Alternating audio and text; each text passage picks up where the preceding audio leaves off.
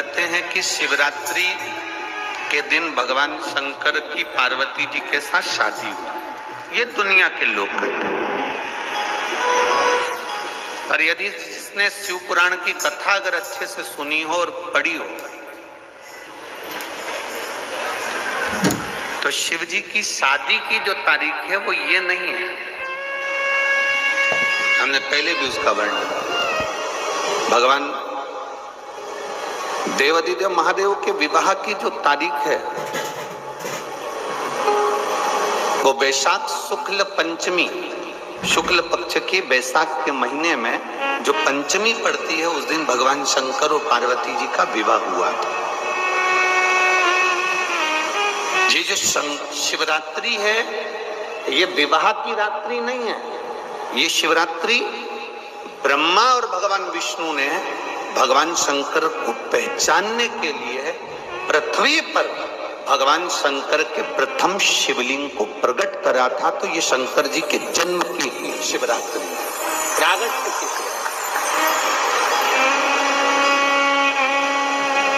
हमने पहले भी कथा में कहा है कि पार्थिव पूजन का बड़ा महत्व है, बहुत महत्व। 1000 अश्वमेध यज्ञ का फल यदि एक दिन में, एक घड़ी में, एक पल में अगर पाना है तो अपने घर में एक मिट्टी का शिवलिंग का निर्माण कर कर उसकी पूजन कर कर उसका विसर्जन कर दो। 1000 अश्वमेध यज्ञ का फल तुरंत प्राप्त हो। पार्थिव लिंग पूजन का इतना महत्व। शंकर के शिवलिंग को बनाने के लिए मिट्टी कहाँ की होना चाहिए, किस जगह पर बनाना चाहिए, मिट्टी में कैसा जल मिलाना चाहिए। जब शिवलिंग का निर्माण करें, शंकर के शिवलिंग को जब बनाएं तो सबसे पहले कैसे बनाएं उस तक का विधान शिव महापुराण में और लिंग पुराण में कहा गया। महाराज कहा क्यारे की मिट्टी हो, क्यारा मतलब समझिएगा जिस मिट्टी पर कोई गंदगी ना करी गई हो ऐसी जगह का कोई भाग मिट्टी का लाया जाए जहां कोई गंदगी ना करे। शिव महापुराण की कथा कहती है उसमें शिवलिंग मट्टी का किस तरह से बनाया जाए और कैसी मट्टी हो और उसमें पानी कैसा मिलाया जाए, कैसा शिवलिंग तैयार करा जाए, उसका विधान वर्णन नहीं कर पाए, परंतु आज कथा निकली है तो उसको सुन लो। क्यारे की मिट्टी, क्यारे की मिट्टी मतलब जिस मिट्टी पर कोई गंदगी ना करी गई हो ऐसी जगह की मिट्टी को लेकर जाए और मिट्टी को लाने के बाद थोड़ा पानी का सिंचन कर दें, अर्थात घर में लाएं तो उससे पहले मिट्टी को पवित्र करें। अपने घर में गंगा जल रखा हो, यमुना जल रखा हो, सरयू जी का जल रखा हो, उससे मिट्टी का सिंचन कर दें। मान लो अगर ये जल नहीं भी है तो जल के अंदर थोड़ा सा इत्र डालकर मिट्टी का सिंचन करें। अगर इत्र भी नहीं है तो जल के अंदर थोड़ा सा दूध डालकर मिट्टी का सिंचन करें। दूध भी नहीं है तो एक बेलपत्री जल के अंदर डालकर उस पानी का सिंचन करें। बेलपत्र भी नहीं है, पीपल का पत्ता डालकर उसका सिंचन कर दें। पर मिट्टी पर घर में लाते से ही ये नहीं कि मिट्टी आज लाए और तुमको शिवलिंग कल बनाना है तो मिट्टी अगर 1 दिन पहले लाए हो, 2 दिन पहले लाए हो, 4 दिन पहले लाए हो तो उसी दिन जल का सिंचन होना चाहिए। ये नहीं कि जिस दिन बनाएंगे उस दिन सिंचन होगा। मिट्टी पर पानी का छींटा, सिंचन भले ज्यादा मत डालो पर छींटा तो उस दिन लगा देना चाहिए जिस दिन घर में मिट्टी लेकर आए हो, जिस दिन लेकर। फिर भले तुम शिवलिंग 15 दिन बाद बनाओ, 8 दिन बाद बनाओ, 10 दिन बाद बनाओ, 3 दिन बाद बनाओ, और उस समय पर मिट्टी का सिंचन उस समय हो जाना चाहिए।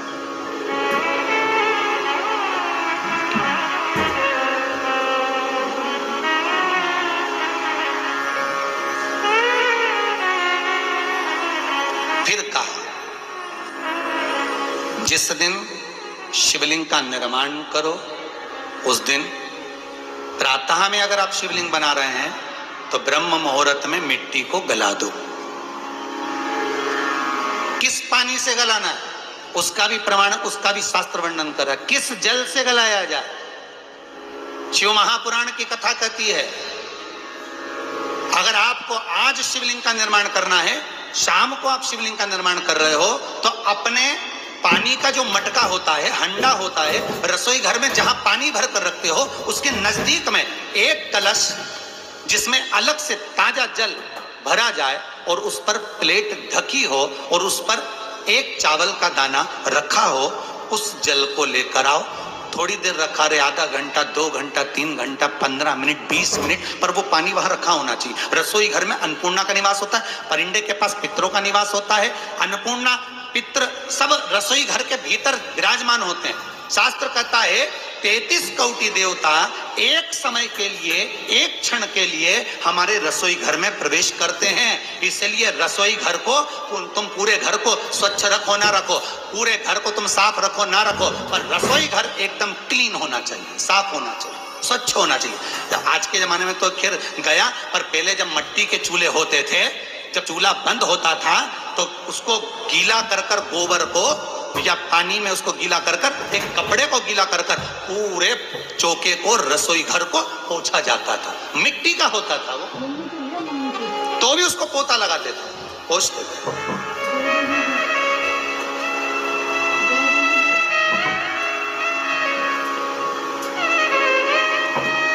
तो पहला क्रम है पार्थिव शिवलिंग का निर्माण। सावन के महीने में अगर आप शिवलिंग बनाते हैं, सोमवार को शिवलिंग बनाते हैं, तो नियम ध्यान रखिएगा महाराज, लिंग पुराण से है ये, इसका नियम ध्यान रखिए। क्या करना है? मिट्टी को लाना है, जल का छींटा देना, छींटा जरूर देना, घर में लेकर आए और जल का छींटा होना जरूरी है। 2 दिन तक, 3 दिन तक मिट्टी रखी हुई है और उसके बाद अगर आपने पानी का छींटा नहीं दिया है और आपने डायरेक्ट मिट्टी को गला दिया और उसके बाद बनाया, तो उसका कोई प्रमाण नहीं। जल का छींटा अवश्य, फिर उसको रख दें। 15 दिन बाद बनाओ, 4 दिन बाद बनाओ, 3 दिन बाद बनाओ, 2 दिन बाद बनाओ। शिवलिंग जब बनाओ तब उस मिट्टी को, जो कलश आपने रसोई घर में रखा है चावल का दाना रखकर प्लेट के ऊपर, अर्थात उस कलश का जल उस मिट्टी में थोड़ा सा डालिए। क्यों डाला जाता है उसका भी भाव वर्णन किया है। अब भविष्य पुराण, स्कंद पुराण और अग्नि पुराण, इन तीनों से ले लिया गया। वर्णन किया गया, जब उस कलश का जल हम डालते हैं तो उस कलश में पितरों का भाव आ जाता है, अन्नपूर्णा का भाव आ जाता है, घर में लक्ष्मी का भाव आ जाता है, संपदा का भाव आ जाता है। पूरे 24 घंटे के अंदर एक क्षण के लिए रसोई घर में 33 कोटि देवता आते हैं, तो वो देवता का सारा भाव उस कलश के अंदर आ जाता है। और वो जल जब हम उस मिट्टी में मिलाते हैं तो गंगा, यमुना, सरयू, सरस्वती, ये 33 कोटि देवता में, तो इन सब का आनंद उस जल में आ जाता है। और वो जल जब हम मिट्टी में मिलाते हैं तो मिट्टी पवित्र हो जाती है, स्वयं कैलाश अधिपति को स्वीकार करने के लायक हो जाती है, निर्मित करने के लायक हो जाती है।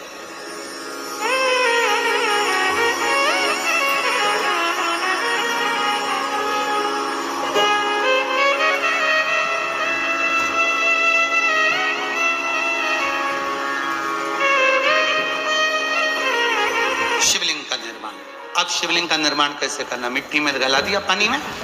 सबसे पहले शिवलिंग बनाने से पहले पात्र जो होता है उसके नीचे एक बेलपत्र रखी जाती है। क्या रखना है? एक बेलपत्र। शंकर को झेलने के लिए कोई साधारण नहीं है पात्र जिसपे झेला जाए। स्वयं गंगा शिव की जटा में, और आप शंकर के शिवलिंग का निर्माण कर रहे हो, कोई साधारण नहीं हो सकता। स्वयं आप विदेश्वर संहिता के अंतर्गत पढ़े कि ब्रह्मा और विष्णु, ब्रह्मा ऊपर जा रहे हैं, भगवान विष्णु नीचे जा रहे हैं, तो पता नहीं कर पा रहे कि यहाँ चरण कहां पर और शीश कहां पर है, उसको जान ही नहीं पा रहे।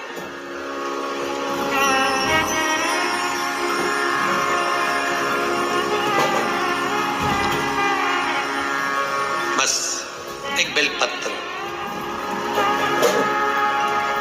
साधारण भाव में, बेलपत्र भी सीधा भाग, और इस बेलपत्र की जो डंडी है वो उत्तर दिशा में रखना है थाली के अंतर्गत। जब आप शिवलिंग का निर्माण करें उत्तर, इसके ऊपर जो गलाई हुई मिट्टी है वो डाल दीजिए, और डालने के बाद सबसे पहले शिवलिंग का स्वरूप बनाना है। सबसे पहले नीचे की जलाधारी नहीं बनाना, क्या बनाना है? शिवलिंग का स्वरूप बनाना। बनाने के बाद उसी शिवलिंग के पास में और मिट्टी डाल लीजिए, फिर जलाधारी का निर्माण करें, फिर जलाधारी।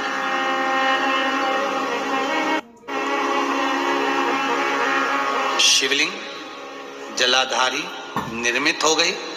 शंकर जी का संपूर्ण परिवार शिवलिंग में रहता है, आपको पहले भी कहा। भगवान भूत अधिपति भूतेश्वर भगवान शिव का संपूर्ण परिवार शिवलिंग में, पहले भी कथा में कहा, आज फिर आपको वर्णन कर देते हैं। जैसे ये जलाधारी है गोल, ये चरण है, ये शिवलिंग है। ये जो गोल भाग है जहां पर भगवान शंकर का शिवलिंग रखा है, ये पार्वती जी का हस्त कमल है। जहां से पानी नीचे गिर रहा है, इसके राइट भाग में श्री गणेश जी का स्थान, लेफ्ट भाग में श्री कार्तिकेय जी का स्थान। बीच में जो एक मोटी सी लाइन होती है जलाधारी में, वो पार्वती जी के सुंदर पुत्री अशोक सुंदरी का स्थान। शंकर जी के ऊपर तिकोनी रखी रहती है, उसके ऊपर से जो जल बूंद बूंद नीचे गिरता है, ये जो पानी बूंद बूंद नीचे गिरता है, या आप कलश से जल चढ़ाते हो या आप संगीत से जल चढ़ाते हो, तो ये जो पानी गिर रहा है, ये शंकर भगवान की 5 पुत्रियां, जया, विषहरा, शामरी बारी, दोतली और देव, ये शंकर जी की 5 बेटी, 5 पुत्री। कार्तिकेय भी है, गणेश भी है, अशोक सुंदरी भी है, शंकर जी की 5 बेटियां भी हैं, शंकर भी है और पार्वती भी। अर्थात शिव जी के परिवार में आपको गणेश जी की पूजन अलग करने जाने की जरूरत नहीं पड़ेगी, शंकर के परिवार में पार्वती जी की पूजन अलग करने जाने की जरूरत नहीं पड़ेगी, कार्तिकेय की पूजन अलग जाकर करने की जरूरत नहीं है। शंकर का परिवार शंकर के शिवलिंग के साथ में उस जलाधारी में संपूर्ण परिवार शंकर का विराजमान है, संपूर्ण परिवार, कुछ भी नहीं, संपूर्ण और पूरा परिवार है महाराज। फिर वही बात आई, ध्यान दीजिएगा, जिस व्यक्ति को नींद ना आवे, रात्रि को सोते समय टेबलेट खाने की जरूरत नहीं, शंकर भगवान की 5 पुत्रियों का नाम लीजिए। जया, हाथ में जल लो, पलंग पर बैठो, जल हाथ में लिया, जया आचमन कर लो। विषहरा आचमन कर लो, शामली बारी आचमन कर लो, दौतली आचमन कर लो और देव आचमन कर लो। ये शंकर की जो 5 पुत्रियां हैं, ये ऐसी पुत्रियां हैं जो निंद्रा देवी को लेकर आती हैं और हमें विश्राम का आनंद सुख प्रदान करती हैं, हमारे नयनों पर विराजमान होती।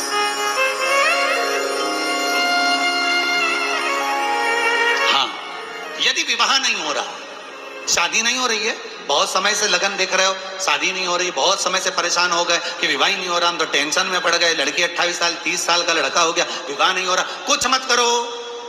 अष्टमी तिथि आए तो अशोक सुंदरी वाली जो जगह है, वहां पर हल्दी की 7 बिंदियां लगा दो, लड़का लड़की का हाथ उस बिंदी पर रखवा दो, उसका नाम गोत्र बोलो, उसी हल्दी में उसके हाथ पीले करवा दो और पीपल के पेड़ पर उस हाथ के 5 छापे पड़वा दो, 3 महीने में विवाह पक्का हो जाता है महाराज। उसका इतना, अशोक सुंदरी के उस हल्दी का इतना प्रमाण।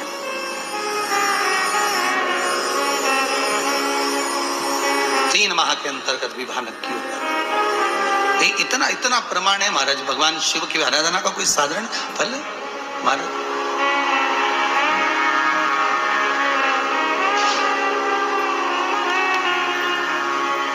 निर्मित करा शिवलिंग। एक बार सब जितने भी टीवी पर बैठे हैं, सम्मुख में कथा सुन रहे हैं,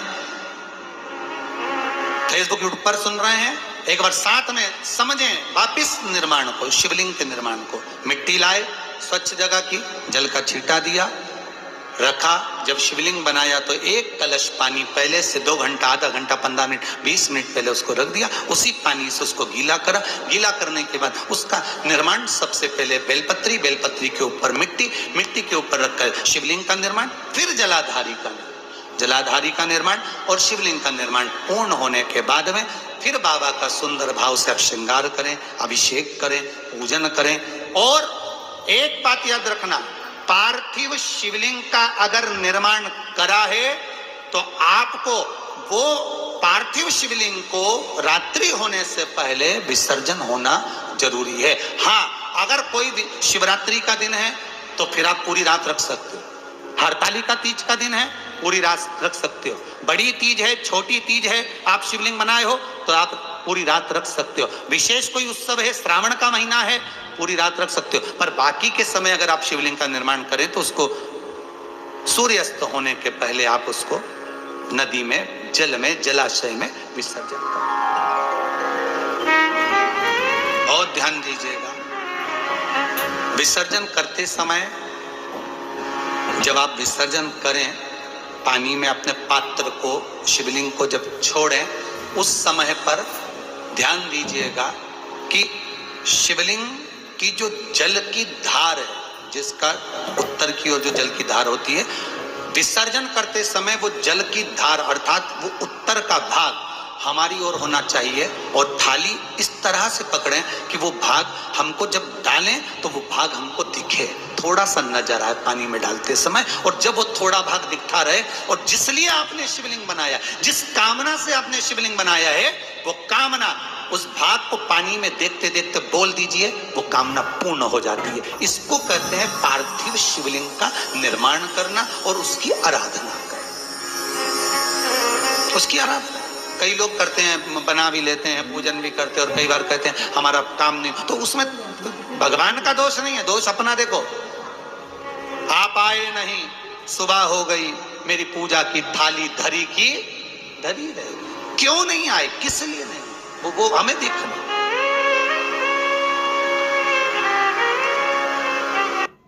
जो हर महीने शिवरात्रि आती है, मैं महीने की हर महीने जो शिवरात्रि आती है, उस शिवरात्रि पर अपने गमले में, घर में जो मिट्टी हो, गमले में मिट्टी हो, पेड़ पौधे की जो मिट्टी हो, अपने गमले की ही मिट्टी को वहीं पर ऊपर उठाकर उसी गमले के अंदर शिवलिंग बनाकर वहीं पर पूजन कर कर वहीं पर उसका विसर्जन कर दूंगी। उसका भी जो पुण्य है उतना ही मिलेगा जितना पार्थिव शिवलिंग के पूजन का। कोई नियम बना लो कि 1 महीने में एक बार मुझे पार्थिव बनाना, कोई नियम बना लो मैं 3 महीने में एक बार पार्थिव बनाऊं, कोई नियम बनाऊं कि मैं 6 महीने में एक बार पार्थिव बनाऊं, कोई नियम बना लो कि मैं साल भर में एक बार, जो सावन के महीने में शिवरात्रि आती है, जैसा आप लोग सब ऑनलाइन बनाते ही हो,